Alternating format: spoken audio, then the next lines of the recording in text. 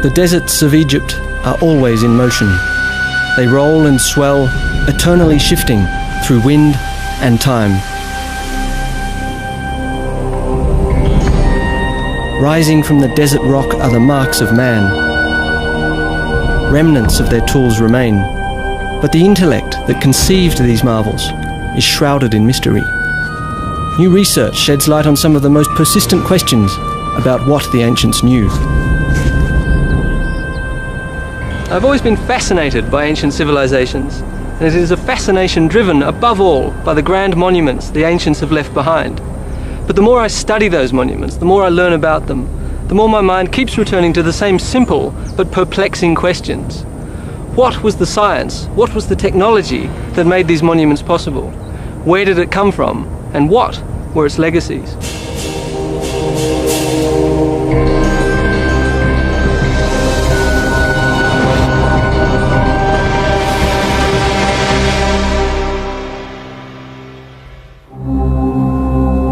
They say faith can move mountains.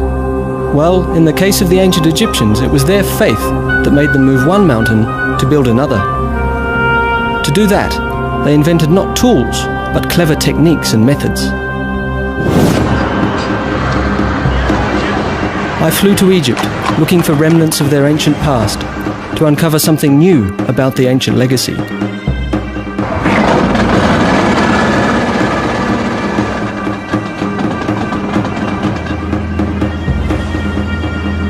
Following the legendary Nile was like stepping back in time, entering an ancient maze of mystery that has led us to the tangible examples of the ancients' knowledge and insights. The earliest Egyptians lived in a world without science, in a world full of mysteries with few explanations. Their legacy began 7,000 years ago, when they sought to harness the Nile. Every year the river flooded following the snowmelt in the Ethiopian mountains 1,200 miles away. For the most part, the flood was a blessing, because during drought time there was starvation. But the flood brought ample crops and life. Mind you, 97% of Egypt today is desert, and the Nile was and is the main source of water. Thinking about their environment, the ancient Egyptians began to develop methods utilizing nature to their advantage. Mimicking the natural basins that retained water when the river receded, they built canals to direct the natural flow even to distant fields, where the Nile left behind nutrient-rich soil once the water evaporated. The Egyptians invented the world's first irrigation system, and the Nile became the key to their success. With a lot of time on their hands to think and wonder, the ancient Egyptians detected natural rules and cycles. The predominant force in their lives was the river. In a time before the era of hieroglyphs, we know that the ancients tried to predict its flood levels by carving markers into the rocks. Given their total dependence on the Nile, the Egyptians needed a way to forecast its behavior. Eventually, they built this pit designed to trap the rising water. They developed a Nilometer, a simple yet effective method. It could take various forms, but here on Elephantine Island at Aswan, it was a row of steps with a height in cubits carved into the wall. From the height the river reached, they knew what the year ahead had in store. A height of 18 cubits meant famine, 24 meant abundance, and 27 foretold disaster. The Nilometer was a sign of life.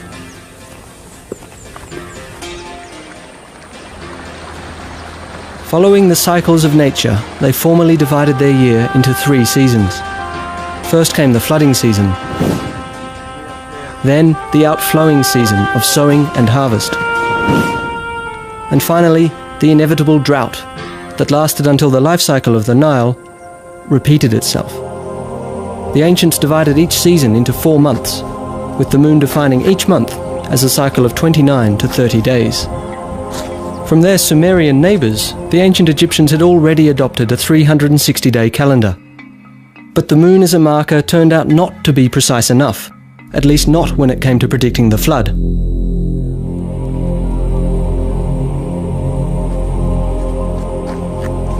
Eventually, they looked for another solution, one that would have far-reaching consequences. Step by step, they tried to find ways to order their world. And while discovering the rules and cycles of the night sky, the Egyptians noticed a particular star. Sirius, or Septet as they called it, rose once a year in mid-July around the beginning of the flood season. From then onward, this night marked the ancients' new year, an annual cycle of 365 days, just like our year today. Their desire to divide the day and calibrate time motivated the Egyptians to create markers of their own. I went to see this 3,500-year-old marker in Cairo. Though across Egypt, obelisks like these were already in use 2,000 years earlier. Like giant sundials, the ancients could tell from their shadow what time it was. But how do you know what time it is when no obelisk is nearby? By around 1500 BC, the Egyptians had invented a portable sundial. The principle was simple. They pointed an L-shaped scale bar toward the sun to create a shadow. For accuracy, a plumb bob helped keep the instrument level. If held horizontally and pointed directly at the sun, the shadow matched the width of the scale bar. And where the shadow falls tells you what time it is. You have, in other words, a clock. For the first time in history, the ancient Egyptians formally divided the day, even though not into hours but into 24 parts, just like we do today.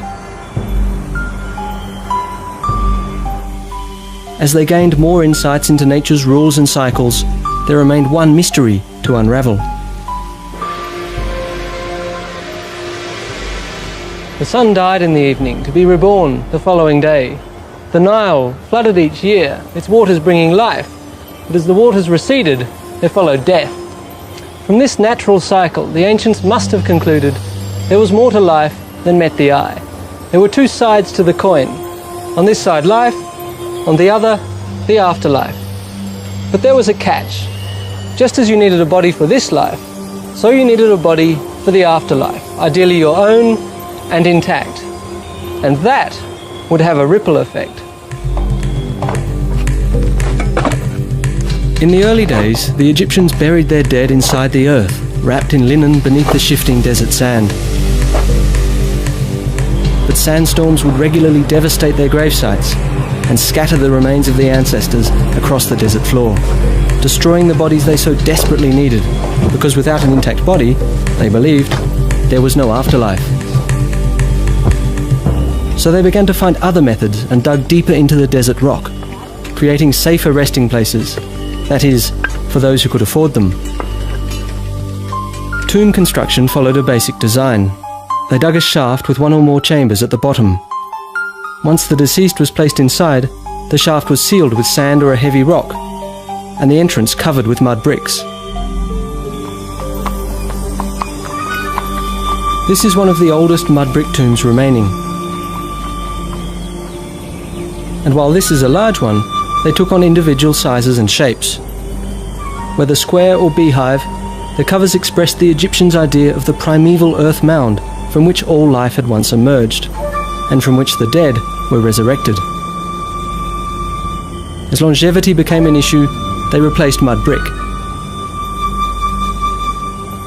For regal burials, the ancients now used stones, still shaped like mud bricks, but they were more durable.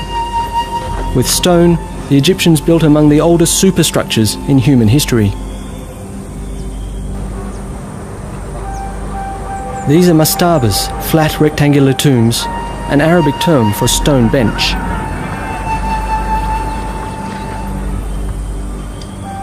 Mastabas became a mark of status. I noticed here at Giza that with time the stone blocks became larger and the tombs more elaborate.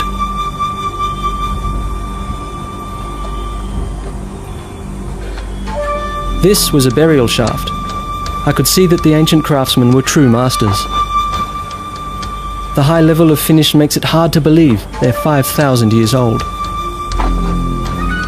At the end of the shaft, a mastaba like this contained one or more burial chambers depending upon wealth. A rectangular superstructure above the burial shaft contained a corridor, a chapel, and another important feature, a serdab. And your position in society? I met with the chief Egyptologist of the Giza Plateau, Mr. Mansour, to look inside a mastaba. Yeah. Here is the chapel or the corridor which leads to the chapel of the tomb. The chapel? Yes, but... You could see how important this tomb was by the level of finish and architectural detail. Before the chapel of the tomb, you can see a corridor. And this corridor, if you look to the ceiling, you will see that they built it in a vaulted ceiling. Massive stone blocks form the walls and a saddle roof. Cleverly applying the right triangle, the ancient engineers calculated the arch, and then chipped away the stone to create the vaulted ceiling. It was one of the earliest uses of geometry. This corridor, they painted and they bought the wall paintings with the daily life scenes. Mr. Mansour pointed out that the ancients took gifts and material belongings to their grave, but that wall paintings replaced the world they lived in. These images were as good as the real thing, depicting cherished activities like winemaking and details of their daily lives as farmers. Each picture a magical, eternal offering expressed in art. Now what about this hole in the wall? What's happening here? If you look here to this niche, small niche, it should contain a statue of the serdab was empty. But traditionally the statue that resided here offered the soul refuge in case the body was stolen. Now where is this afterlife? Here. The afterlife is here. This is the chapel, the most holy place inside the tomb. Can we have a look in? Yes, please. Now, what would happen in the chapel? This is the most sacred place inside this tomb, or in any other tombs, which comprises the false door. The false door. All the chapel was built for this false door. Why is it called a false door? Well, a false door because I think the ancient Egyptians loved the images, and this is the image of a real door. Following the ancients' love of images, Mr. Mansour explained, the false door mimicked a real door through which the deceased could return to his life to visit with family and friends and receive their offerings. In an adjoining tomb, I found a powerful presence, the soul's doorway and its resident statue. Along with the soul, the Egyptians believed a person was comprised of the body, the personality, the immortality, and the name. Without an intact body, or at least a statue for the soul to inhabit, a person didn't have a shadow and therefore didn't exist.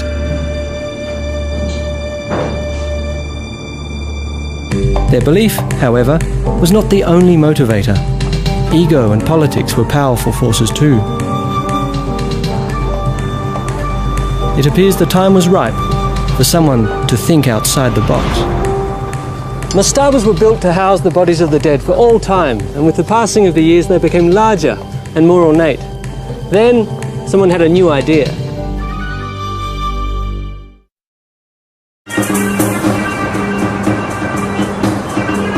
Modern Cairo today is home to 30% of Egypt's entire population. Like in ancient times, life still revolves around the Nile. And farming still remains a central part of it. The ancients used basic tools, yet they developed creative and intelligent methods, like the world's first irrigation system, to produce enough food to sustain an entire nation. But the Egyptians capitalized on yet another gift from the Nile, one that has left its permanent mark in world history: papyrus. The Egyptians invented one of the first portable recording mediums in the ancient world. To make a sheet of papyrus, they cut the inner pith of the stalk into strips. Then they'd soak them and arrange the pulp strips at right angles.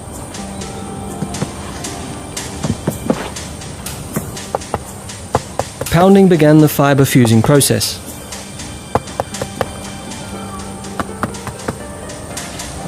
heavy weights further fused the plant cells after forcing the air out, reducing the thickness by about 75%. Air drying compressed the fibres by another 5%. Much of what we know about Egyptian tomb construction comes from papyrus records. But to appreciate these marvels, there's nothing like seeing the real thing. So I went to Saqqara, where it all began. Around 2600 BC, Imhotep, physician and architect to the pharaoh Zoser, came up with a tomb that was fit for a king. He had cared for the pharaoh's body in this life. Now he built him a home for the afterlife. Imhotep was considered a genius because he took mastaba design to the next level, literally, sparking a whole new era.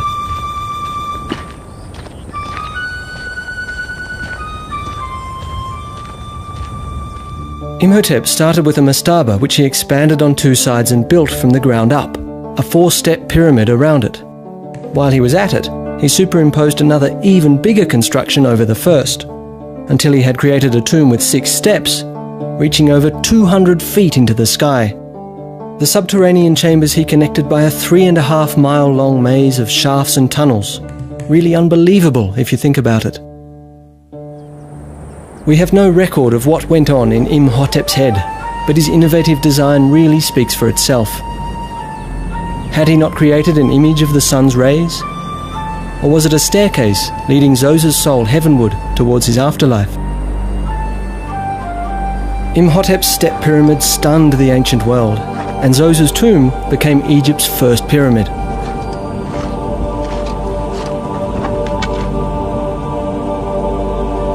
Trial and error, success and failure, whatever learning curves Imhotep's successors underwent, we don't know. Fact is, he sparked a whole new trend.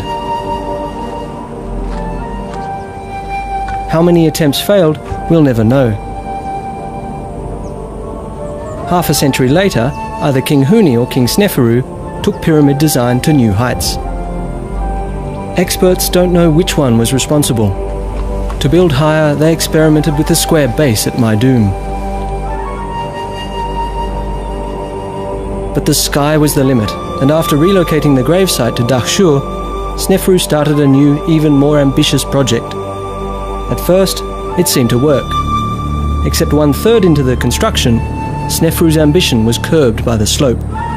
One theory is that the tremendous static weight may have caused cracks on the interior walls. So they lowered the angle, earning his project the name Bent Pyramid. Experts believe it was because of this imperfection that Sneferu ordered a new pyramid. Talk about ambition and determination. For the Red Pyramid, they copied the square base and the new angle of the Bent Pyramid for overall better proportions. It may look like trial and error, but over time they learned to carefully calculate their constructions. The Rhind Papyrus dates from 1650 BC. While it's a copy from an earlier document, it may still be older because the era of pyramid construction had ended around 150 years earlier. It's a 15-foot long scroll. This part shows that the ancients came up with a formula to calculate the perfect proportions of a pyramid, and that they had a basic understanding of the principles underlying the Pythagorean theorem 1,000 years before Pythagoras was even born. What Sneferu had created was the first true pyramid. 4 equal triangles on a square base. Now I wanted to see how they had solved the weight issues of the interior.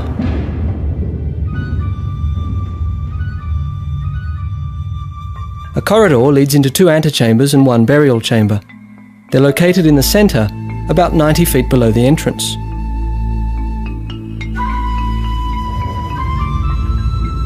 Given the size and weight of these blocks, the precision with which the Egyptians set them is really impressive.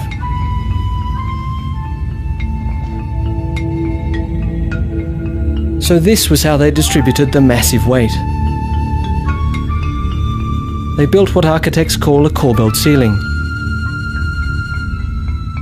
This one is over 40 feet high. Each tier projects out just a few inches from the one below until they meet at the top. Wow! Then, the corridor ascends for a few yards, leading into the burial chamber. Here, in the middle of the pyramid, you've got millions of pounds of rock all around you. It's like you're buried alive.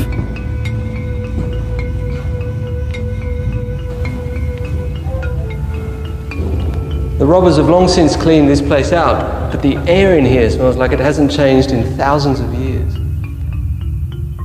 No fresh air gets in through this narrow passage, although the ceiling is 50 feet high. Stuffy doesn't come close. It's well over 90 degrees and the bats in here lace the air with a strong smell of ammonia. Phew.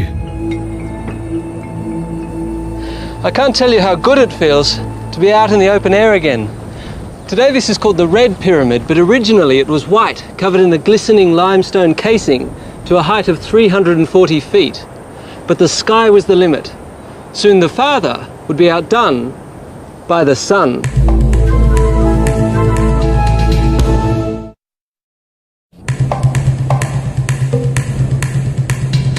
You may know the expressions, if you can dream it, you can do it, and that only the sky is the limit. When I visited the ancient sites of Egypt, I saw just how true these aphorisms were a long, long time ago.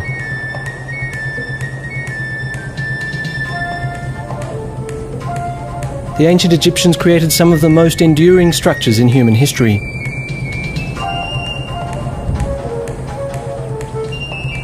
Especially once they mastered the 6 major construction aspects that are consistent for all 80 or so pyramids they built. The first principle is the square base. To get a perfect square, they marked the 4 corners of the pyramid, something they probably did with strings. Precision is important, because if the sides aren't exactly even, you'll run into problems higher up. In a second phase, they built a rough, stepped core, like here at Giza outside Cairo, where it's possible to see the various layers. Much of what remains today is this core. This one is the biggest pyramid of them all. It is the tomb of Pharaoh Cheops, who ruled Egypt in the middle of the 25th century BC. Rising almost 500 feet above the desert floor, this was the tallest building in the world for nearly 5,000 years. Nobody knows exactly what their techniques were, because over time the traces of their construction methods have been erased, eternally sparking new theories. The third feature is the location and orientation of the pyramid. Since King Sneferu, all pyramids now faced east-west, equating the life and death of the king to the rising and setting sun. Orienting the pyramid in the right direction seems to have been no problem for the ancients, because the mean error on most pyramids is less than 1 degree. Selecting the location also included the aspect of sufficient construction material. For the foundation and the inner core, they used as many limestone blocks as possible from the immediate site. Experts have done the math. A pyramid like this required nearly 2.5 million stone blocks, a virtual mountain.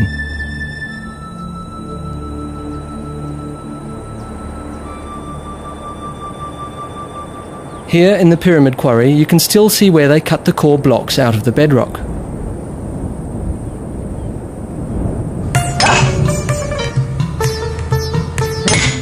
Even today, quarrying is hard work and takes a lot of muscle, both human and mechanical.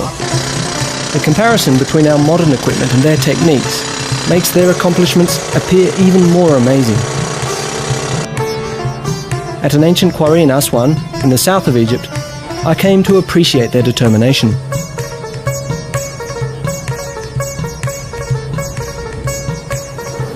This is a block of dolerite, and believe it or not, it was all the Egyptians needed to quarry huge blocks of granite.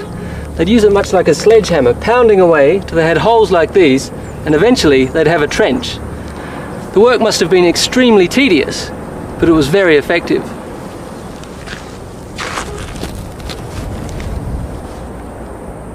It's just a question of doing the work and other people hauling the blocks away to the pyramid site. I met with Dennis Stocks, an expert and author of a book on stoneworking technology in ancient Egypt.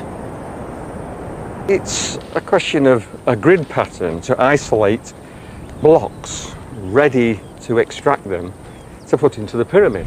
He explained how they moved these blocks to build the pyramid core. Given the different sizes, they probably used various methods. In some cases, they probably dragged the blocks, while in others, they used sleds and wooden rollers. With simple wood levers, they most likely set the larger blocks in place.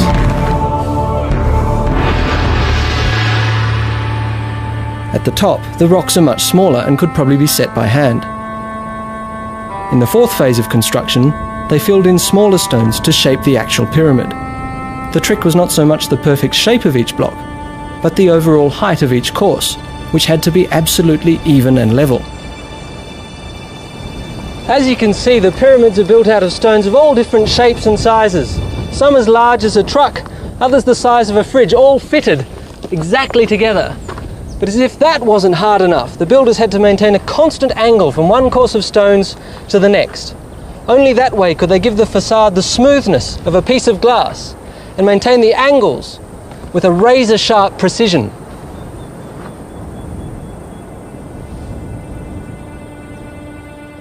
The fifth aspect of pyramid construction was the right angle, the slope, and its proportion to the square base. This was crucial in terms of durability. Finally, there were the white, smoothly finished limestone casing blocks. In most cases, they've been stripped away as the pyramids themselves became quarries. The cap on Cheop's son, Khafre's tomb, is a remnant of that. I knew that Dennis had done some research on the casing blocks. I met him at the Pharaonic village in Giza, where he'd set up a workshop to demonstrate ancient stoneworking techniques. When I arrived, Dennis was just setting up a limestone block. Very good, thank you. The tools he prepared were surprisingly simple. I was curious to see how they'd used them. Jack, come and have a look at this over here. What have we got here, Dennis? Well, this block of stone is similar to the type that they would use in the Great Pyramid, particularly for the casing blocks. How did they get the block smooth enough to serve as a casing? Well, to start to get it smooth, we would use a tool like this. This is a copper chisel, and the copper came from copper ore, which comes from the Sinai. Dennis told me that the ancients used three naturally occurring materials: copper ore, flint, and sand. From copper ore, they made chisels, adzes, borers, and drills. I always thought that copper was a very soft metal. How can you cut stone with copper? Now the secret with this is that it is hammered cold, not like a modern steel chisel, and that hardens the edge if it's left to cool naturally. Okay, and then you can cut the stone? Yes, it's quite simple to do. You just get the chisel, put the edge on, and then gradually chip away by altering the angle of the chisel in order to get a clean cut along the stone. And that gives you a cut that's smooth enough to build the casing stone? Yes, eventually you would get it quite flat. But then there's another technique they could use, which is using a flint scraper. Has a sharp edge along there and can be used like this. Just angle it at the stone and gradually scrape away the high points like so. Now, Jack, why don't you have a go yourself with this? Oh, it's quite soft, isn't it? Yeah. So you can really just... And so with this thing, you just even away all the rough edges. You can gradually get that even down until you get a smooth surface. Polishing is one thing, but how do you know when you've got the finished product? How do you know that your surface is absolutely flat? Well, let me show you.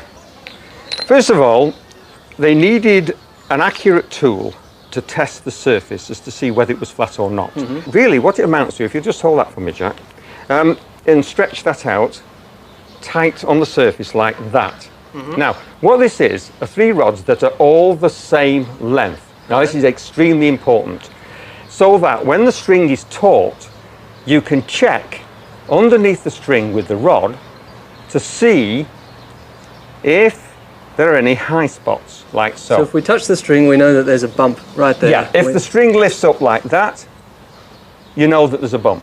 Unbelievable. This technique was really clever, but if you think of the millions of stone blocks that required such detail, I was sceptical as to how effective it had been in the field. So I challenged Dennis to a little experiment. If we walk along this way, you'll see that blocks are in a line and they seem pretty level with each other. How did they keep them so level? Well, they had to use a means of testing them. So we'll test them and see how good they are. Let's use the old levelling tool again. Our old friend. The rods and string. Yes. You place your end on that block there, and I'll try this block here. And we'll try your block first with the testing rod.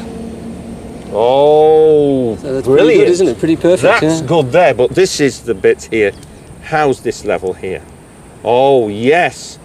You've got to have nothing but admiration for them. So they've got it exactly right. Absolutely right. So the blocks are level. But that wasn't enough. For the pyramid to remain stable, the blocks had to be horizontal. Dennis had brought another ancient tool. Now, we can use this A-frame to check whether the block is truly horizontal. Horizontal like a surface of water. Yeah, in fact, we can use the surface of water to check that the frame is accurate. And we do this by marking a line behind the hanging plumb line. So if your measurement is flat, then this will always hang absolutely vertically. And then you know the rock is horizontal. Yes. So how is that now? It's bang on. It's absolutely right in the middle. It's very good. Very good. But that's one thing. I mean, if you know the block is horizontal, that's fine. But surely you also need to know whether the sides are vertical. Yeah, that's right, Jack. But they had another tool for this purpose. And there was only one place to test it. Now, this is one of the casing blocks that once covered the entire pyramid. That's right, Jack.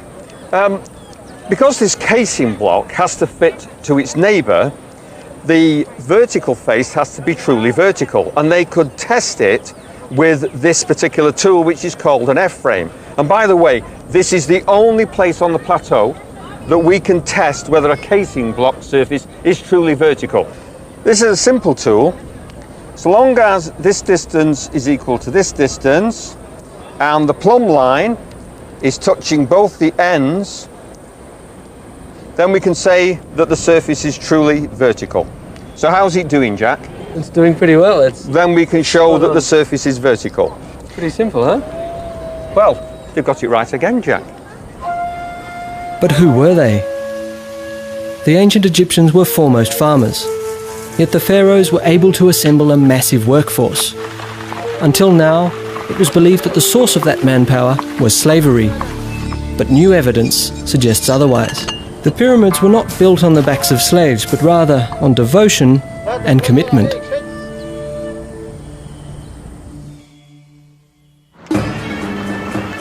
Today, Aswan, the ancient capital of Nubia in southern Egypt, is a destination for all who are eager to explore the Nile.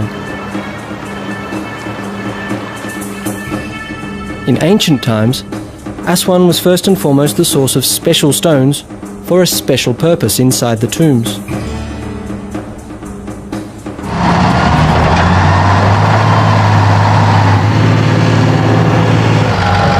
Even today, the stone found here is prized.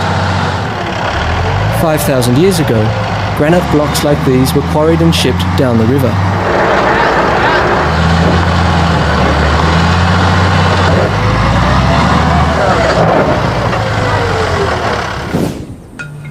While the quarry gangs toiled away, moving one mountain to build another, other crews worked here at the Pyramid Harbour.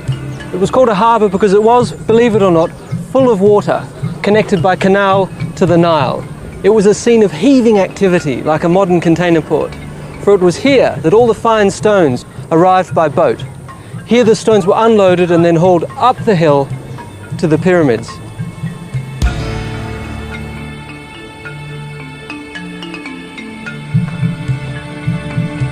The ancients knew that the angle of the ramps was crucial. Between 6 and 7 degrees was perfect to defy gravity.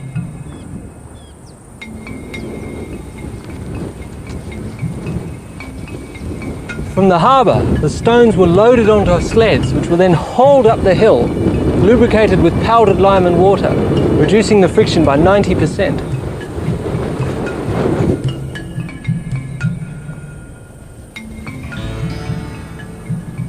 This is no hill. You want to haul a rock up?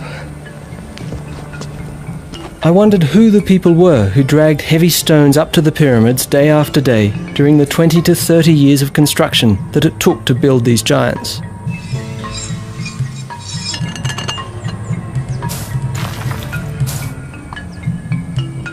So I went to the foot of the Giza Plateau, where a graveyard is being excavated.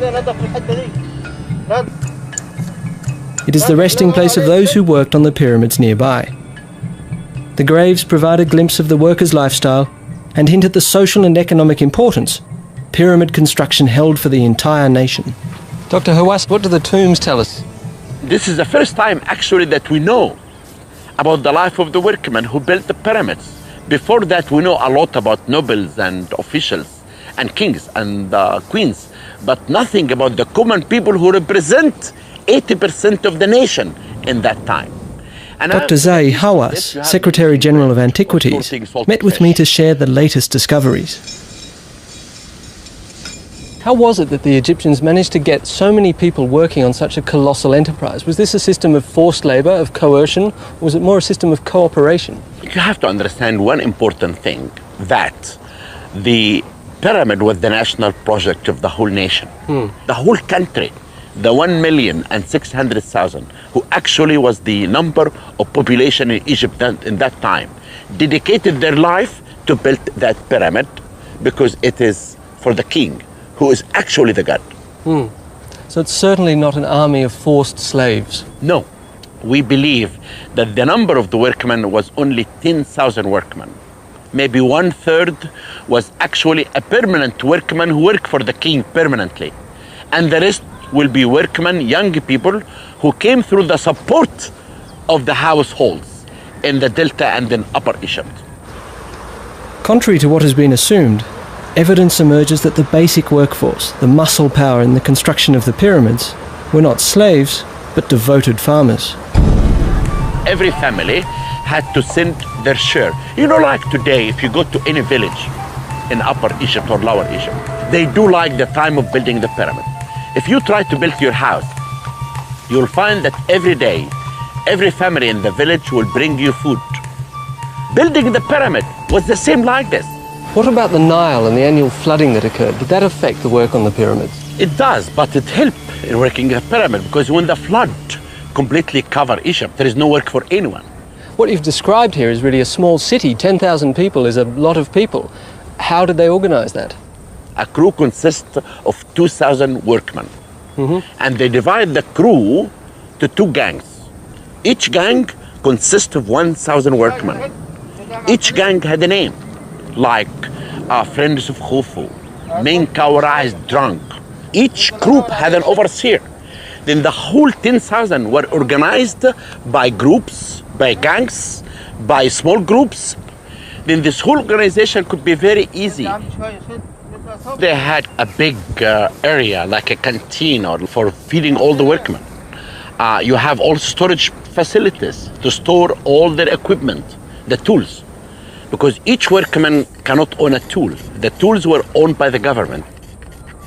They have people who take care of their clothes. They have people who take care of their food. They have people who really prepare everything for them. Like a pyramid? Yeah. Why do we wonder all the time about building the pyramid? The administration of building the pyramid is more genius to anyone than really building the pyramid itself. And this is why the pyramids built Egypt. Because building this pyramid made them to know about art, technology, and science.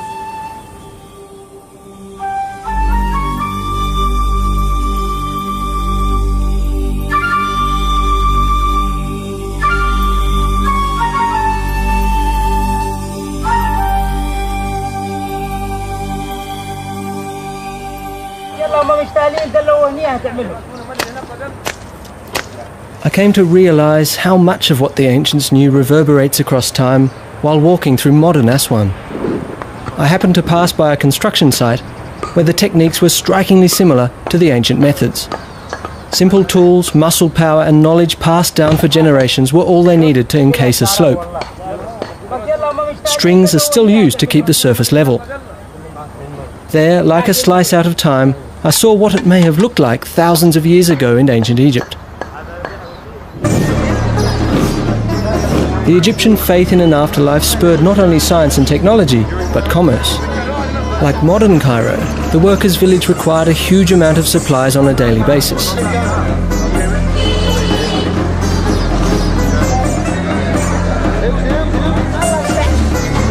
Many sought to fill those needs.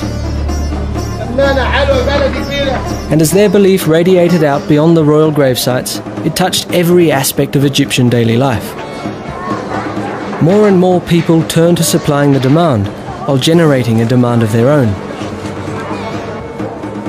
Undertaking and all aspects associated with it became a major industry. Incense, balms and ointments that had been the king's prerogatives were now also desired by the masses. Salam. I need an ancient perfume. This is Ramses. This is stronger and fresh. You want something more stronger, or lace, or... This one? This is lotus flower. Oh, it's very strong. It's a very strong flower. Okay. Believed to be the scent of the gods, perfumed oils were applied to the skin for both cosmetic and medicinal purposes, and also used in the mummification process. So you could say that perfume was yet another invention we owe to the Egyptians' belief in the afterlife.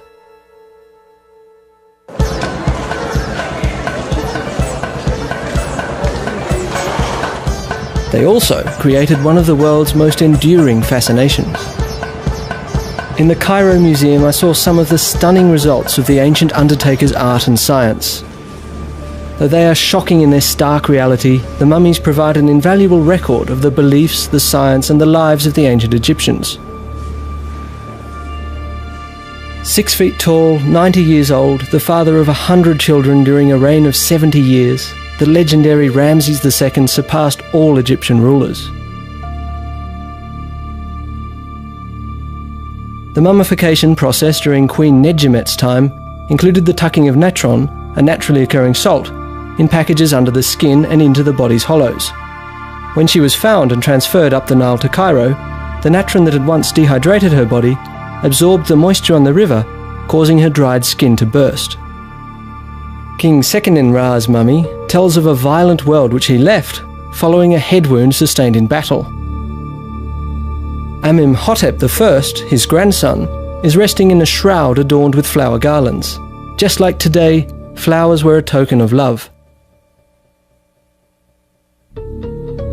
The mummies tell us that the Egyptians set broken bones, performed amputations and suffered, like many of us, from arthritis. These silent messengers bear witness to a mastery of technology and an astonishing depth of knowledge.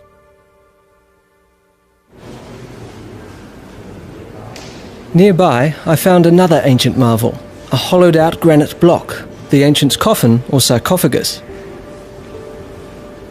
The surface was astonishingly smooth.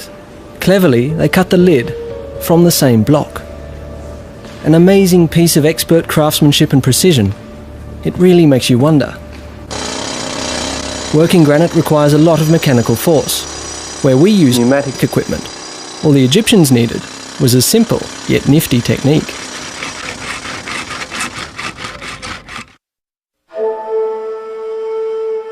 The barren environment of the desert inspired the ancient Egyptians to create colourful images, be it for this life or the afterlife. In their world, flowers took on a special meaning. Records from 2200 BC show that it was in ancient Egypt where the first ornamental gardens were created, more than 1500 years before the fabled Hanging Gardens of Babylon.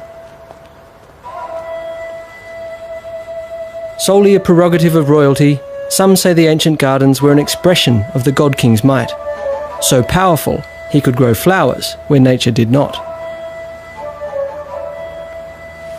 But the ancients saw more in them. They were an image of rebirth and regeneration, tokens of love and worship for the passage from this life to the afterlife. Placed with the mummies inside their coffins, flowers were believed to protect them for an eternity, and granite, so they believed, provided the ultimate insurance. On the Mohs scale of 1 to 10, granite is a 7, making it at least as hard as steel. Just how they were able to hollow out a piece of rock this hard was a question for ancient technology expert Dennis Stocks. You know, one of the most difficult things that the Egyptians had to do, a very mystifying process, is how did they drill the holes in solid rock? Anyway, this is the way that they did it. First of all, they had a copper tube which had a shaft of wood driven part way into it so that there's a space in the tube underneath.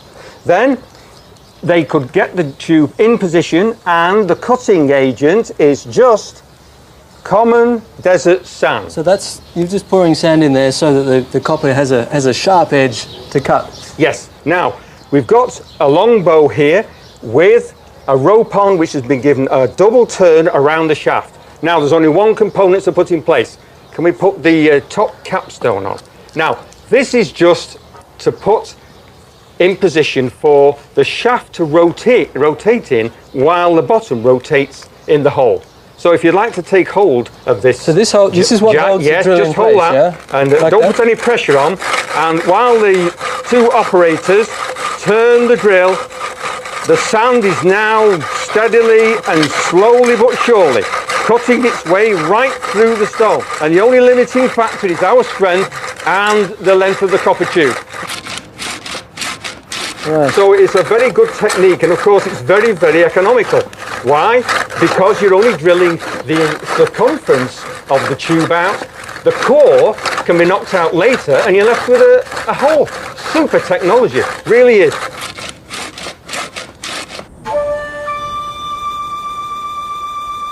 With basic tools but masterful application, the ancient Egyptians created world wonders.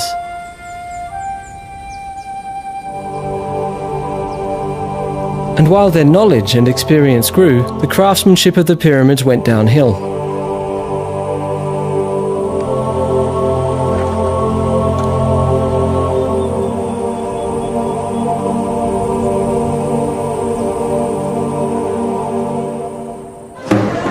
As industries expanded and diversified, social classes emerged that were no longer dependent on the royal family. Some historians also believe that wars, famines and a power shift to the south contributed to the decline. But it took another 1,000 years before the ancient Egyptians were dealt the final blow.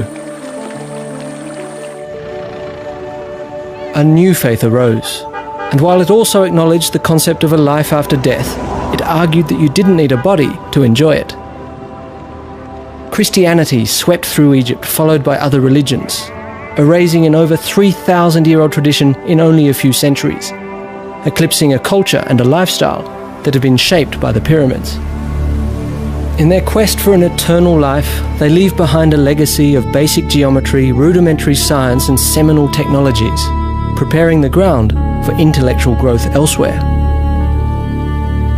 When we think of the great intellectually and scientifically advanced cultures of the ancient Western world, we tend to concentrate on Greece and Rome. But both cultures achieved their greatness, thanks in part to what the ancient Egyptians knew. Their knowledge did not remain trapped in these desert sands, but spilled out into the wider world, beyond the shores of the Nile. From where it eventually reached us, reminding us, in light of our own achievements in technology and science, that we stand in awe on the shoulders of giants, known as the Egyptians.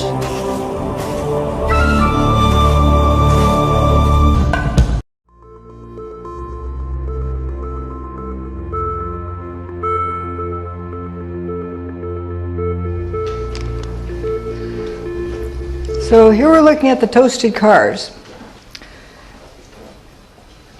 Patrick Connolly was right around the corner there when one of the towers was turning to dust. He had to head for cover, and he managed to get inside that door. This is building 7. He went in there and started to go down to the bomb shelter in the basement and said, something's not right here. The bomb shelter was destroyed down in the basement. So he came out and couldn't really see where he was going and starts heading up the road. And as he was heading up the road, making his way, thank goodness those cars went into spontaneous combustion, because then he had light and could see where he was going. It was total blackout. Notice the unburned paper all over the place. Here's where the towers were, FDR Drive.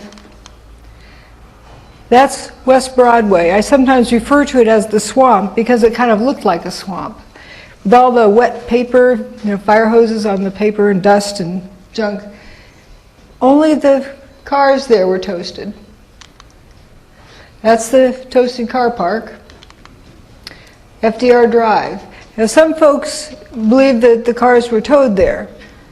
Well, not all of them were towed there. I don't know if any were, but I know some were not. There's a first responder down here who witnessed the spontaneous combustion of these cars, and like George Stephanopoulos' friend, was trying to explain it away and thought maybe a fireball got loose from one of the towers and rolled down the street and caught the cars on fire. That was the best he could come up with. Also, what was interesting is over here on the Manhattan Bridge, there were some first responders, some EMTs driving towards the World Trade Center. They said you could feel the heat from the bridge. It was so hot from the towers. But paper over here was not burned. How could you feel heat from there? I'll bet you felt something and interpreted as heat. Some kind of energy field. Because that's quite a distance away. So now we're going to look at where Patrick Connolly walked. Up West Broadway. Again, there's the car park, and there's West Broadway. It goes right past Building 7. So he came out of that door from Building 7 and started walking up. And this distance all the way up here, just, end-to-end toasted cars. Here's Building 7. He came up to intersection C, turned left at that point. You can see from above toasted cars all the way up to here in a wet street with, the mushy wet paper and debris and so forth. Now, what caught all those cars on fire, if you believe they're caught on fire? Falling debris from the towers? Well, why didn't it fall on these buildings? Only dust fell on those buildings. So how'd the burning debris get down in the canyons? Yeah, that's a pretty deep canyon. Here's Building 7. It was early enough in the day that you don't see any fire yet coming out of Building 7 or it doesn't look like it's in distress. This bus, to me it doesn't look like it burned up. Burnt things usually look black and they have soot. I don't see any flame marks. This car here looks rusted. That's pretty fast for steel to rust.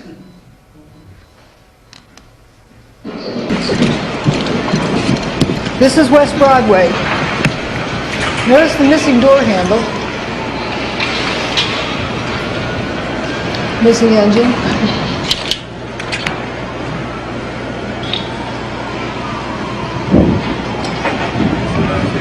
Go.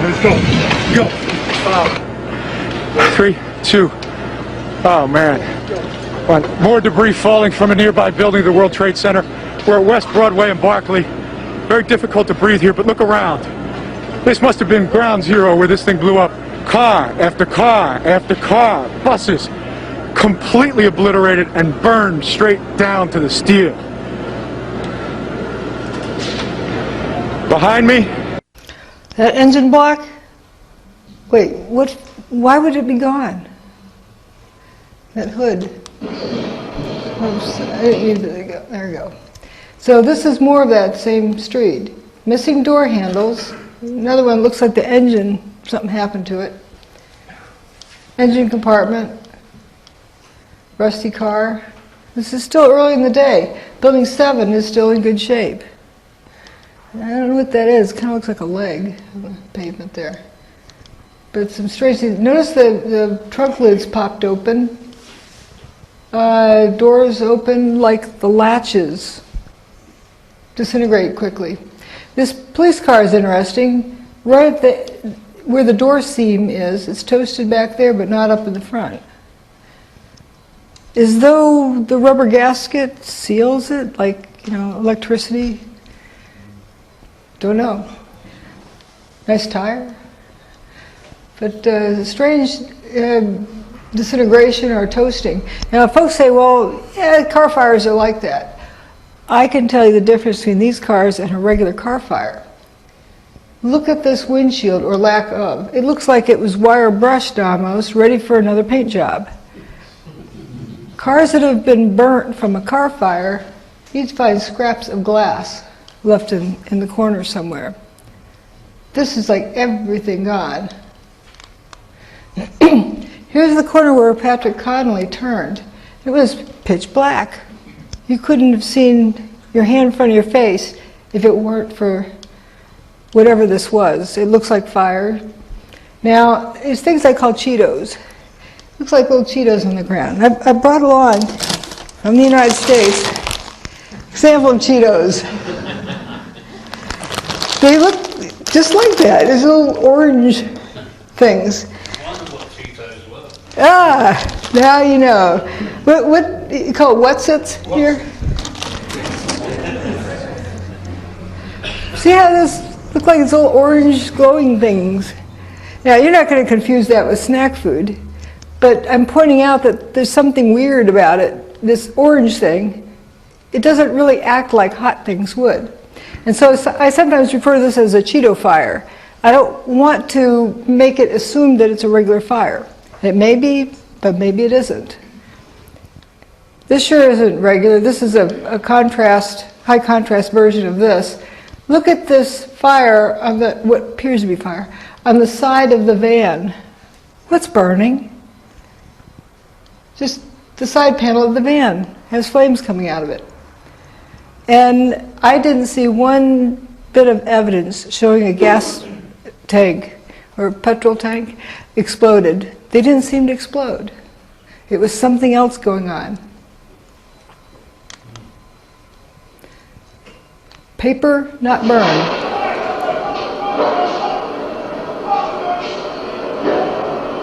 Doo-doo-doo. Do you think they're used to seeing that? There's in some of the transcripts, they're saying, well, we're waiting for so-and-so, so we just start putting out car fires. What else is there to do? But it was also interesting that some of them said initially the water had no effect on these fires. Hot things glow, but not everything that glows is hot. Yes, hot things do glow, but just because it's glowing doesn't mean it's hot. I don't know if you have fireflies here. Yes, they glow.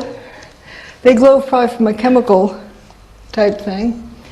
Also, these are, I guess, incandescent bulbs, but there's also fluorescent bulbs. They produce heat from different mechanisms. Fluorescent bulb, you wouldn't want to unscrew it while it's hot. Fluorescent bulb, no problem. So there's a different mechanism. Thinking about that, all right, you have what appears to be unburned paper, something glowing. And someone in the truther movement would often say, see, molten metal. Wait a minute, molten metal from heat? Oh, why isn't the paper burning? You get these orange Cheetos over here. And sometimes you have Cheetos sitting on paper, paper's not burning. That doesn't make sense. Another big thing with this is that this is aluminum cladding from the buildings. Pure aluminum melts at about 660 centigrade. It's lower, slightly lower if it's an alloy. So no more than 660 centigrade, probably 600 centigrade is the melting temperature of the aluminum cladding, somewhere in the low 600s. To get this much, white hot, yellow hot, it's got to be like 1100 centigrade. Houston, we have a problem. Why isn't this drooped over? Aluminum glows, but when it's a puddle. Here's a close-up view of this corner. It kind of looks like the aluminum is even glowing. But if this is white-hot fire down here, that aluminum would be melted. So So it appears that it's glowing for a reason other than heat. Now, fluorescent bulbs, kind of a use of plasma instead of resistance heating for the incandescent bulb. If this debris field were hot, would you put an oxygen hose over it? And would you be standing at the other end with a cutting torch? That's suicide, kaboom, but nobody blew up. So this is not from heat. What is this? I mean, these guys, if this was hot, it'd be like standing on your backyard grill. And they'd be like, grilled cheese sandwich. But they look like they're alive and well. So I wouldn't say that's hot. A lot of people have seen this image saying, that's proof of heat. Because somebody has this picture and labeled these points. On this picture that was partly a combination between NASA, USGS, and Jet Propulsion Lab. One took a picture, one added something else, and so maybe something got lost along the way, or maybe it's correct data but misinterpreted as thermal heat. This might be something else, some other interesting energy signal. So this point E, they say it's 819 Fahrenheit. Here's 819 Fahrenheit. See, the little lump there is building 3, or the remains of it. Here's building 3. There's a lake there. A water main broke, filled the street with water. And this guy's even walking around in knee-deep water. He doesn't look like a boiled chicken. Water boils at 212 Fahrenheit. So that's not hot. Or it's not water. Again, this is the swamp, West Broadway. Lots of unburned paper. Bushy trees. Full foliage. Not burned. The buildings are not burned. Traffic lights, potted in the ground, are not burned or melted. This guy's engine had better days. Rear end here is kind of on the ground. So for several blocks, all the cars were toasted. No trees toasted, no buildings toasted, no signposts toasted. Do you see a pattern? Cars are up on rubber tires. They're insulated from the ground. Things that go into the ground are grounded. Maybe that has something to do with it. This is during the cleanup. You'll see spontaneous combustion over there. There's a closer up image, but here you have hydraulic equipment that isn't damaged. It's operational. Stuff would just light up.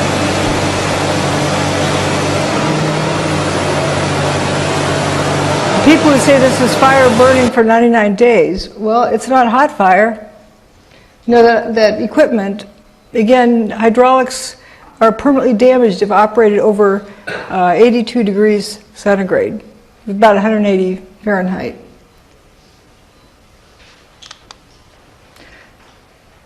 This one is the kind of women go interesting. in and out of Ground Zero up to 10 times a night, often until 2 in the morning, delivering whatever it is rescue workers need to do their jobs, like the ones working in the hotspots. Steel-toed boots is one of the biggest things. Steel-toed boots? Steel-toed boots. Out still on the rubble, it's still, I believe, 1,100 degrees. The guy's boots just melt within a few hours, and they're burning their feet. The guy's boots melt in a few hours. We have no reports of burned feet. Yet this statement was repeated over and over again. I don't blame these gals at all. They're trying to explain something. Boots are apparently disintegrating, and they need to be replaced for some reason. But if it was 1,100 degrees and these guys are walking around in boots that are melting, we should at least have a few reports of burned feet. As I like to say, if my steel oven is melting, the turkey inside is more than well done. Yet this was repeated, kind of like the buildings evaporated line. People don't realize that they hear something and they repeat it over and over again. We all do it to some extent, but it's hard to not do it. We operate like a herd. We like to go with the herd. Rudy Giuliani also had made an interesting statement. There were fires of 2,000 degrees Fahrenheit below the ground.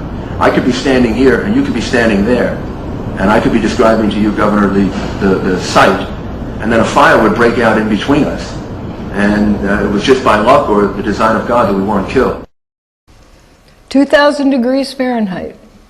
They're standing on a grill and they're not cooked, hotter than a grill.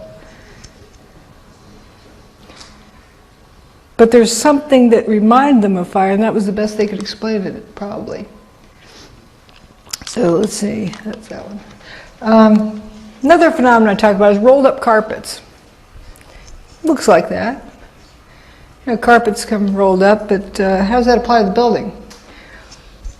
Well, looking at how the tower is constructed, it has these prefab units of 3 columns wide by 3 stories tall. And they're loaded axially.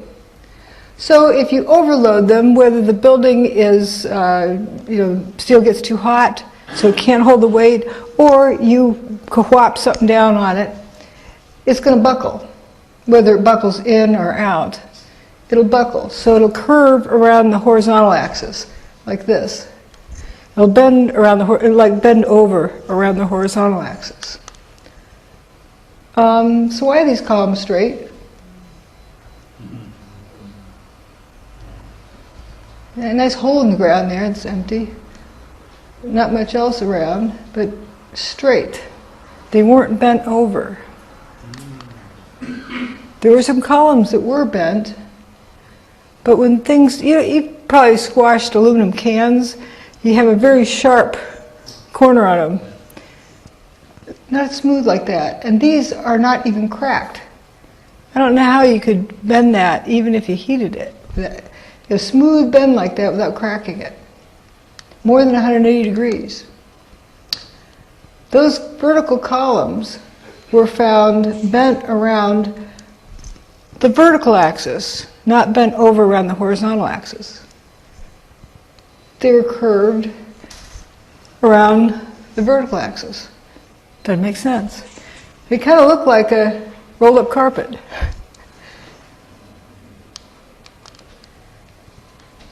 Straight columns, but they're curled around the vertical axis.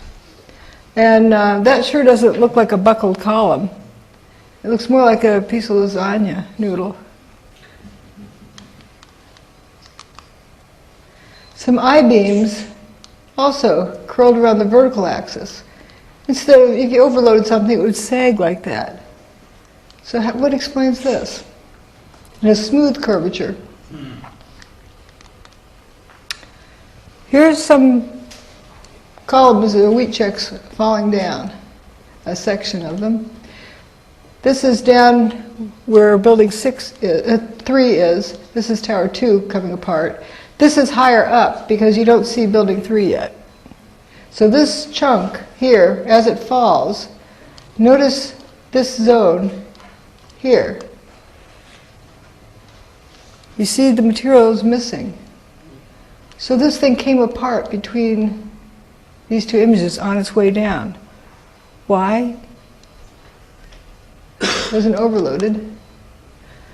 Then in Banker's Trust, there's this beam or column. I don't think there's any way you can mechanically load this beam to get what we saw. Loading it, however, does not do that. That looks like a rubber band that was snapped, or something that was melted or coiled up and whatever. There's no fire in this building, and steel doesn't melt like that. It's got some holes there, but this wrinkling here, that cannot be explained by any mechanical loading.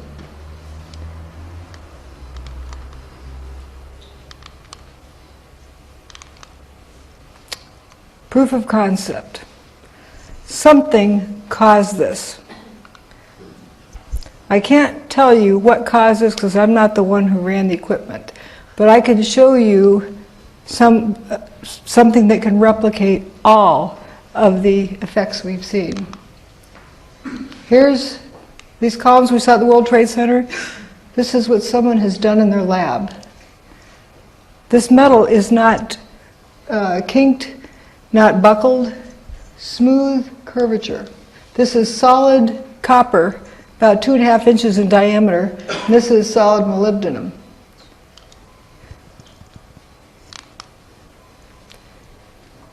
Here's that lasagna noodle.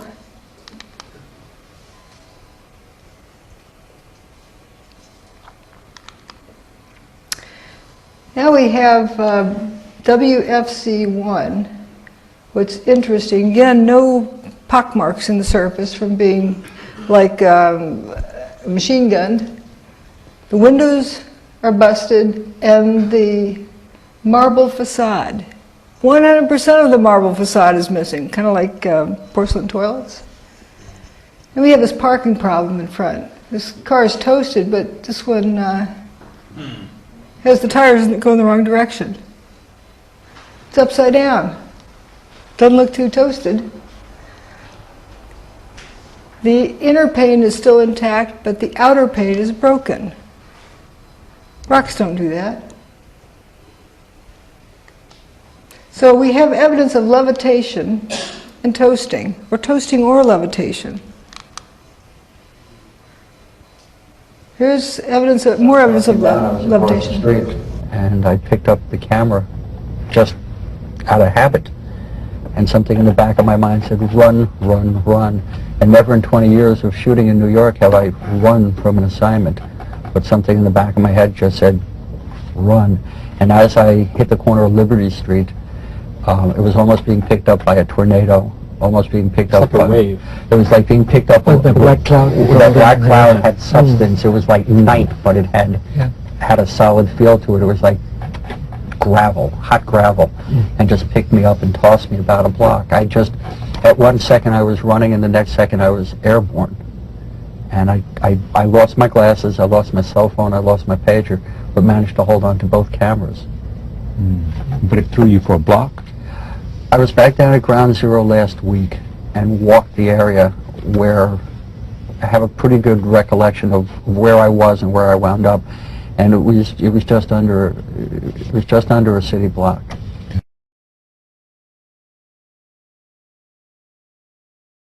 There was this blast of warm air. It wasn't hot. It was warm. And it picked me up and threw me up against the wall of the building that was... You were picked up off the ground? Physically picked up off the ground. I remember an explosion. At that point, I got knocked out. I don't remember anything. Then I got up, and I looked out the window because the windows exploded, and the street below caved in.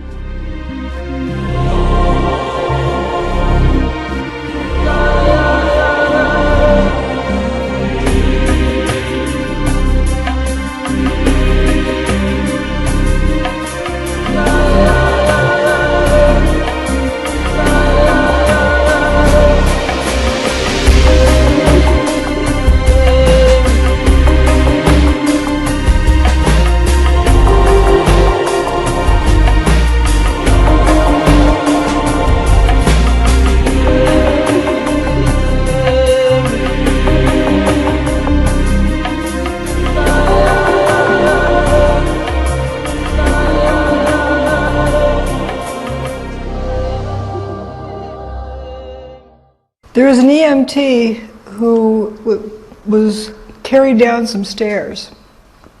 She didn't know how she got down there, so best explanation she could come up with is that she died, and God picked her up and carried her. She floated down the stairs. Also, those first responders who were in the bottom stairwell of stairwell B of Tower 1, while the tower was coming apart, they talked about having been floated up and down the stairs. They thought maybe they were being tossed, but they were going from the 3rd floor to the 4th floor to the 3rd floor.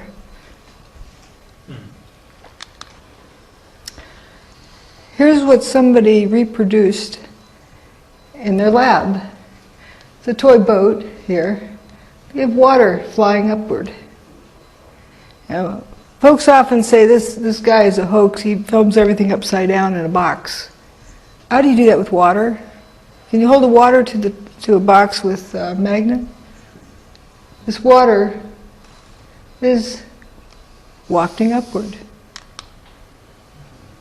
That's just a taste. We'll come back to that. Let's look at the weather that day. It's a high-pressure system moving eastward that they showed on the Fox News. They also showed on CBS weather over Manhattan as nice as can be. Kind of interesting. Then we have Geraldo Rivera a year ago. He knows about all the hurricanes. For the past 40 years, he's celebrating of doing the news. They're reminiscing all the various hurricanes along the way. And this was just a year ago. He said this. Morning. You know, people ask me why I have been so attracted over the years to hurricane coverage, but there's risk involved. There is, you know, the peril of not knowing what's going to happen, that adventure, and it's pitting yourself against an enemy. It's like war, only no one is shooting at you specifically. That's what the allure. But there is an area storm that I am not, the juices don't flow, and you look and check it out. Look at that. Remember that? When that? I watched that live. Yes, I'd like to. And maybe a store on YouTube. You know, you got to get up close and personal.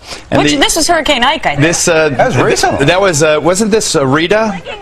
You would know. You know what I think it was, Rita? Rita in Galveston, Texas. Yeah, Galveston. And you know, obviously Katrina before that changed so many of our histories. It was so traumatic. You know, and it's one funny thing I think of if only a hurricane had come on 9/11. Remember, they didn't know how to use instruments, the terrorists. They took off in Boston, and they literally, after they took over the aircraft, they steered by line of sight. And it was that crystal clear September day. Sure was. Beautiful. And if it were only one of these weather days, history would have been rewritten. And I think about that a lot now, and especially this time of year. So are you where the peak of hurricanes is. Yeah, you're celebrating 40 years? 40 years, imagine that, isn't that 40 years. Nary a hurricane that he misses. He missed that one. This was on 9/11. There's the hurricane he wished for. There's New York, right off the end of Long Island. Cape Cod, it was actually raining that day. There was an airline attendant who flew out of Boston that morning. He didn't know there was a hurricane until he saw it on my website. He said that before they take off, they have kind of a powwow with the crew, the pilot, the flight attendants and so forth, about any anomaly they need to deal with. No mention of a hurricane. Pretty interesting. That hurricane was the longest lived hurricane of the season, the first major hurricane of the season. Started out at the end of August. Came up this way, in the 4 days leading up to 9/11, it went in a straight line to New York City. 8 o'clock in the morning, it pulled up to a chalk line, stopped,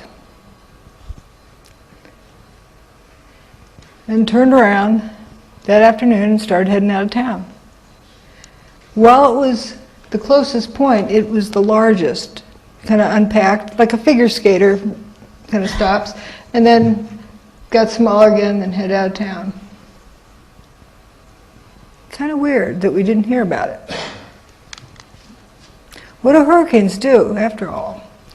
Well, here's a storm front. Here's the ground. You have like a static field between the two. Ahead of a hurricane or a weather system, you know, people often say they can feel the weather coming, they can feel the weather changing, because they feel that different energy system. And you often get dry thunder ahead of a weather system.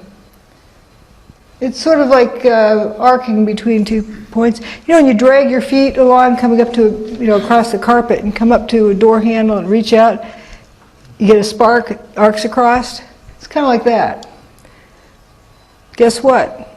On 9/11, the 3 major airports surrounding Manhattan reported thunder. In JFK Airport, LaGuardia Airport, and Newark airports. So we know that hurricane was close enough to cause a static field around it. Here's what was shown on these four networks about 10 minutes to 15 minutes before the North Tower got its hole, before the first event of the day. So there's no reason to not have business as usual. I drew in these red arrows pointing out the lightning all around the perimeter of the country. Because there's this high pressure system, and all around the edge of that you had an electrical storm going on. But here's what should have been shown. And a weatherman that I know, Scott Stevens, said, like, how much effort does it take to put an icon on the map? Here. This is the approximate size of the hurricane and the location at that moment. In full view, it's right against the coast. Let's look at the Earth's magnetic field. Oops. Several days before 9/11, it was kind of uneventful. Now, this was recorded in Alaska, ground-based magnetometers at 6 different locations. I also looked at satellite magnetometers. That was uneventful until about a day later, until a day after 9/11. So there was no space storms, the sun didn't have any coronal mass ejections or anything like that in this time period. These vertical lines are when each of the major events happened on 9/11. WTC-1 first gets its hole, and then WTC-2 gets its hole. WTC-2 goes poof, 1 goes poof, and then Building 7 goes poof. But the key thing here is approaching this, notice about 20 minutes before the North Tower gets its hole, the magnetic field starts to shift downward. As soon as it gets its hole, it starts back upward. And as soon as the second tower gets its hole, it goes horizontal again. But it starts going downhill, really goes downhill after Tower 2 goes away, and then when Tower 1 goes poof, it really drops off and it's haywire all afternoon. Until Building 7 goes poof. Just coincidence, right? Then it's sort of back to normal almost. Now, what was going on all during this time? All of that, the fumes and stuff were pouring out of Building 7. Like all of the mass was pouring out of Building 7. It was dustifying. So here's the magnetometer readings. Here's the weather reported at JFK Airport. Notice the humidity goes down in a linear pattern. This is the pressure, air pressure at JFK Airport. Notice it was going up because we had the high pressure system moving in. At the same time, the hurricane was moving in from the other direction. And guess when they met? 10 a.m. on the morning of 9/11. We have 2 counter-rotating systems. Hurricanes move one direction. High pressure systems in the northern hemisphere move the opposite direction. They sometimes call them anticyclones. So the hurricane's a cyclone and the high pressure system's an anticyclone. So 2 counter-rotating systems right over each other. Let's get back to more proof of concept. The Hutchison effect. John Hutchison's work reproduces all of these same effects, all of them, more than the ones that I've even shown you. A summary of the type of effect, jellification. Things turn into jelly. And then when you turn the gizmo off, they re-solidify, if they haven't separated completely. And recall the curved beams and columns that weren't kinked or buckled or crackled. Bent beams, slow bending of metals, shredded metal structures, fractured metal structures, peeling appearance, like the metal's just peeled open, even though it's an extruded metal. Fusion of dissimilar materials, like paper, looks like it's melted inside of steel. That's pretty weird. Thinning and rapid aging, lift or disruption, toasted looking metal, circular holes in material, like buildings, reduced mass of materials, rounded holes in glass, lather. There's a tremendous amount of, weird fires. And then we have this fellow, George Pigott. He actually came up with this earlier. Do you realize 100 years today, his patent was granted on this technology? Today, 100 years.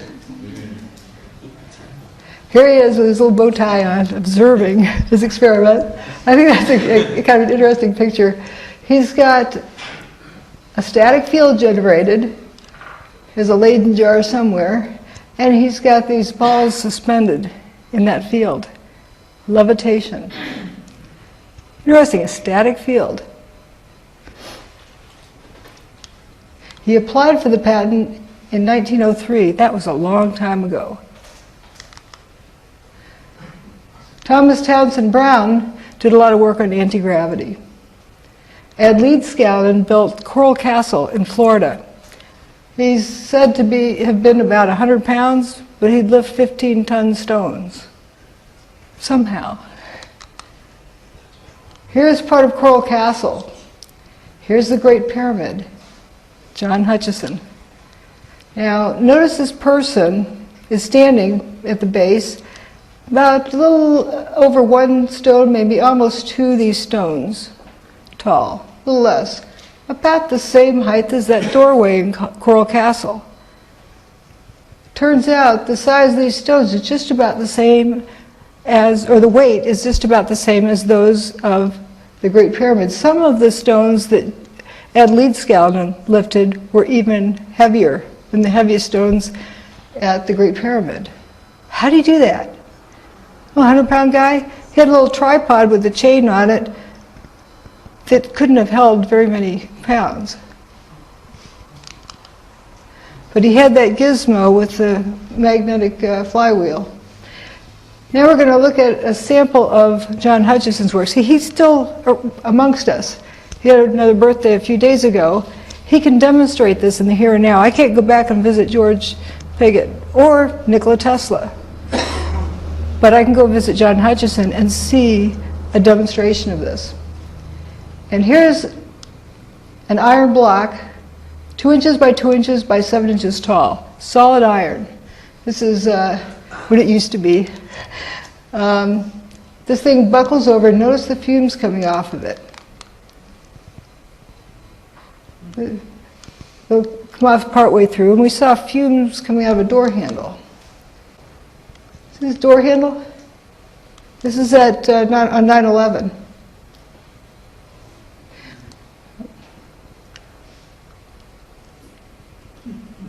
The fumes.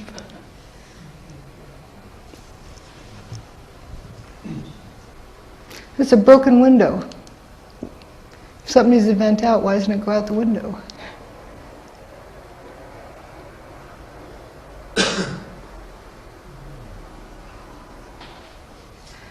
And John Hutchison's samples are a little bit cooler than ambient temperature after he's finished with them. It's not hot. Kind of reminds you of these, what look to be fires, the Cheeto fires and Cheetos in the ground. They're orange, they're glowing, not necessarily hot. John has a boat, toy boat in the water. Notice when he turns the power off, you can see when it's going because the water jumps up. The boat goes into spontaneous combustion.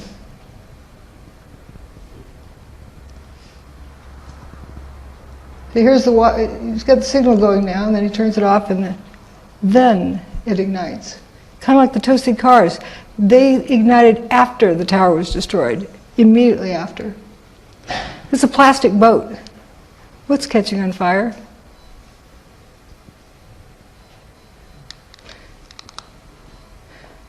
This thing's kind of interesting. A solid piece of steel. Jelly.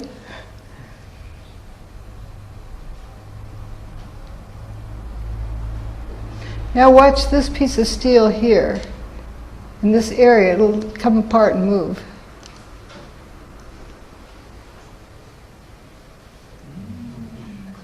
He plugs this into a regular wall outlet. He's not efficient about it. He's not really a scientist. He just enjoys playing with this different type of technology. He tried to replicate the work of Nikola Tesla, and he started discovering, hey, this is fun. Listen, we can make this thing fly up in the air. And so he does it with a sense of intuition and feel for how to mix the signals. What he does is create a static field, and within the static field, he interferes radio frequency signals, like microwave, as an example. It's not the microwave signal, and it's not the static field. It's the combination. It's kind of like a key opening a lock. Another kind of interesting issue. This is right across from where that building went missing. Building 4, right across the street from it, you have these round holes through one pane sometimes, without breaking the inner pane. Holes here, they're roundish kind of holes. Some look even more round. If you throw a baseball through it, I'd love to see a kid ask the teacher this. Teacher, when I throw a baseball through the window, it looks like a spiderweb pattern. Why doesn't that look like that? Because when a rock hits a window, a mechanical load hits a window, it bends it. And glass is a brittle material that can't handle tension. And that outer edge, when it bows out, breaks from the tension. So what's going on here? This is actually done in someone's lab with longitudinal energy waves. This is kind of an analogy I drew. Imagine this, turn it sideways and drop a pebble into a pond and it sends a ripple out. Imagine something not a mechanical load but another kind of load that sends a ripple outward. I wonder if that's what makes that round hole. It is very rounded. Let's go back to look at it. Keep jumping around because all these things kind of come together. Hurricane Andrew. There's a 2x4 through the palm tree. How does that happen? Plywood. And I'm sure you've heard of straw through trees. But we're told, we don't know this, but we're told the straw is flying so fast it goes through trees. Does that make sense? You stop and think about it? Because force is force. Equal and opposite forces on the two. How can straw build up that much force to go through a tree? Well, it turns out that with John Hutchison's work, he's got this knife in this aluminum block. He's also got a piece of wood in aluminum. Wood would burn up if you heated it hot enough to melt the aluminum. But they blend into each other. It's as though when the signal is turned on, I say it's sort of analogous to musical chairs. While the music's playing, people are walking around, you take one of the chairs away, and then when the music stops, people are supposed to sit back down, and somebody misses out because they don't have a chair. Well, think of the atoms and molecules like that. They kind of let go and they're up and moving around when the music stops. They try to grab onto something and some of them miss out. And I think that explains some of the rustification that we see. But it explains also the jellification of some materials. Then when the signal stops, it resolidifies. Let's think of what hurricanes and tornadoes do. It's a lot like a Tesla coil. And also creates a static field. Now these are a little bit out of place, but it's interesting, this rustification here. So we're talking about, I guess actually it's in the right place, musical chairs. When the steel, the music's playing, the molecules and so forth let go of each other. Structural steel isn't just iron. It's mostly iron, but it has a few other doodads added in, like carbon, so forth, to help its structural properties and to help it be more resistant to environmental effects. Steel does not rust that easily. Iron rusts instantly, just about. Get an iron skillet, leave it in your sinks with water in it. You come back, it's bright orange, unless it has a layer of grease or something on it.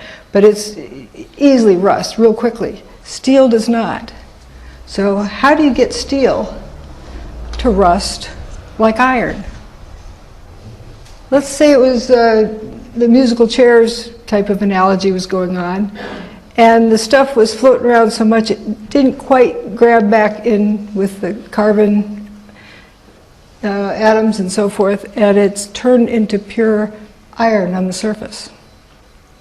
Then it would rust like that. This is Banker's Trust. Banker's Trust was damaged. Didn't have a fire in it. It was right across the street from Building 2. And they decided to repair it afterwards. They repaired it, and then they started taking it apart, dismantling it. And they took it down floor by floor, and they got down to that area where they had repaired it.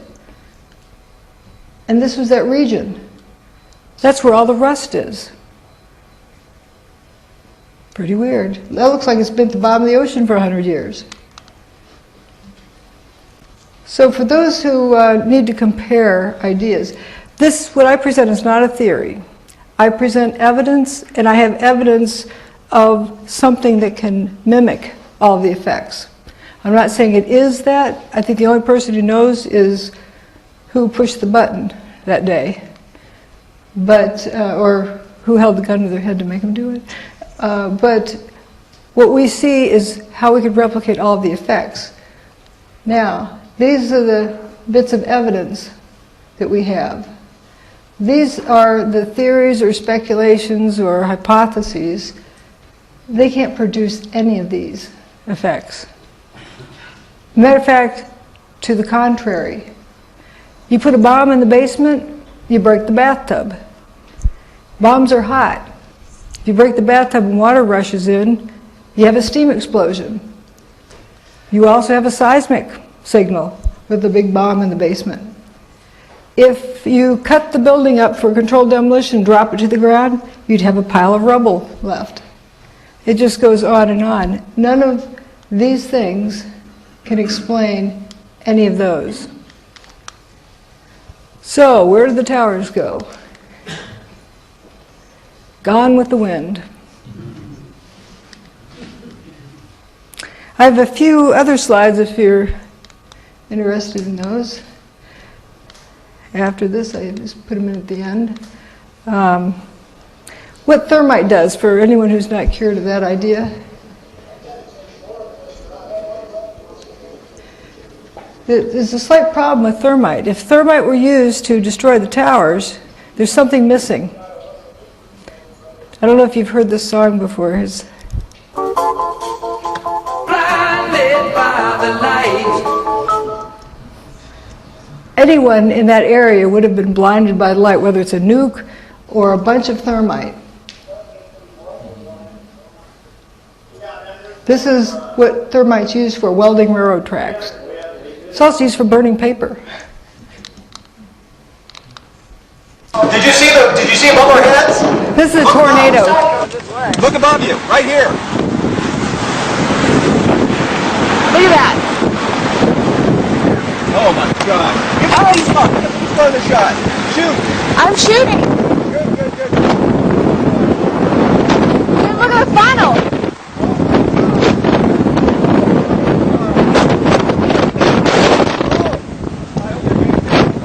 Oh my God, look at the funnel. This is incredible. We're backing up.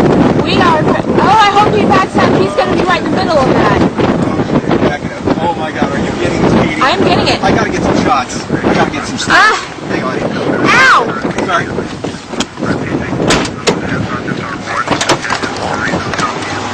Look at this, baby. Look at this. Tell me what it's doing. Folks think of tornadoes as being like a vortex, like a toilet draining that comes down from the sky. It's an energy field, a vortex type of energy field that happens to occur naturally. This one started from the ground up. It's a potential between the clouds and the ground. It turns out that there's a whole lot of similarities between this and what happened on 9/11. People talk about anti-gravity. And those who have been inside a tornado and picked up by one, they can breathe fine. It's not like a big vacuum cleaner. Hopefully they don't get too busted up. Let's see. Is that now that you've seen all the slides, you look at this. Can you call that a collapse? That is a new process we've never seen before. This looks like a squirting out. Or like foam. It really wasn't that loud. And there's something else that some folks have wanted me to talk about. Here's the hole in the North Tower. The plane-shaped hole. It's a hole. I don't go into why it's there, what caused it. But what I would say is this little slot here, airplane wings can't do that. But up here at the 105th floor, notice that fellow. We're going to take a closer look. We heard about all these jumpers. There he is there. These guys over here, some of them have their shirt off, some have their pants off. Does that make sense if it's hot? Would they do it because of a bomb in the building? Would they do it because of fire? Why would they do that? And this fellow looks like he's taking his pants off. This is the 105th floor. Okay, if he needs to take his pants off, for some bizarre reason, we don't need to solve that for this question. Why doesn't he just step inside? Smoke, you say? Well, he could hold his breath, step inside, take the pants off, and get back out. So why doesn't he do that? Why does he have to take his pants off while dangling from the 105th floor by like one hand and 1 foot? And the firefighters on the ground, those poor guys, that must have been utter torment. They've been trained to save lives, and there was nothing they could do. They had to watch. There's one fellow that they talked about having to watch because he wanted to go out and start catching people. Feeling helpless, I think, is about the worst human emotion there is. And they've been trained to save lives. And several of the fellows said that there's like 5 a minute, 4 a minute, 3 a minute out of each face of the building. Let's estimate 3 a minute out of each face of the building the whole time. That's 4, 3 a minute, 4 faces, that's 12 a minute. The building was standing for 100 minutes, that's 1,200 people. Left the North Tower, approximately. And there was 343 firefighters that were killed in the basement. Add those together, that's 1,543. Guess how many separate people were identified? Just under 1,600. So it's approximately the number of people who left the building. What happened to people in the building? Probably the same as the rest. Now, what would cause you to do this? These people want to live, or else they wouldn't still be hanging on. And the firefighters had never seen people jump like this before. Maybe they'd seen, in all their 20 years on the force, seen one jumper from a building, and that was like the 3rd story. Nothing like this. Something different was going on.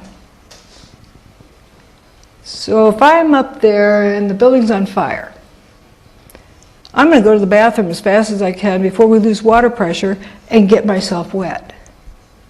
I'll be wet. Maybe if I have some extra clothing, soak that down, wrap it around my head, and head for the door, head for the stairs. If the sprinklers came on, I'd be wet.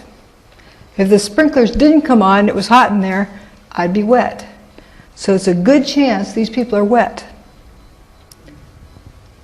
Now, they have a lot of motivation to take their clothes off, because firefighters wear extra clothes to protect them from fires. They don't fight fires in the nude. So there's something else going on there too. That isn't because they're hot. You know, when you put, this is just an example, not meant to imply that's exactly what it was, but when you put food on a paper plate in the oven, in the microwave oven, the chicken on the plate cooks, but the paper plate doesn't, if it doesn't have water molecules in it. If it's wet, then it heats up. water molecules are affected more by microwave energy. It's a form of directed energy. Let's say there's some type of energy field within the building, maybe microwave. So if you were wet clothing, you'd want to get those wet clothes off, or else you'd be feeling like you were being fried. Crowd control, nowadays they have this active denial system that microwaves a crowd, makes them want to just get out of there as fast as they can. So the active denial system they call it, but really this behavior seems explainable by some weird energy field within the building because they're hanging outside the building. Also, they want to take their clothes off outside the building. People hear about thermitic material being found in the dust. What's thermitic material? Well, we have a building that was turned to powder midair. What was the building made out of? It was a steel structure with aluminum cladding. Let's dustify that, turn the building into nanodust. You have aluminum and iron. Iron, that fine, is going to rust immediately. Guess what thermite is? Yeah. This and this. So if we didn't have that in the dust, something more serious would be wrong. People will talk about hearing booms. Remember, hot things glow, but not everything that glows is hot. Bombs go boom, but not everything that goes boom is a bomb. It's the Scott tank. The air tanks the firefighters wore. There were quite a few firefighters who witnessed Scott tanks exploding at ground level that were in fire trucks. So, pretty much ends it.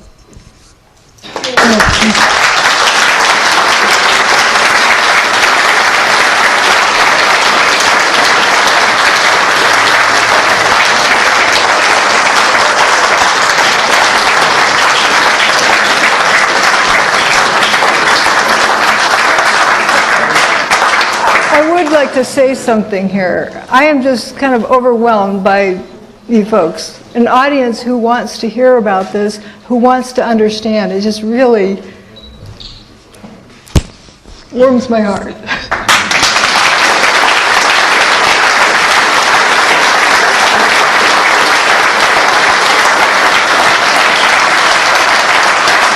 Thank you.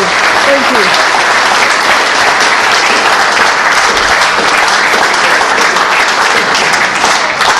Absolutely awesome bit of research there. Ladies and gentlemen, Dr. Judy Wood. Thank you.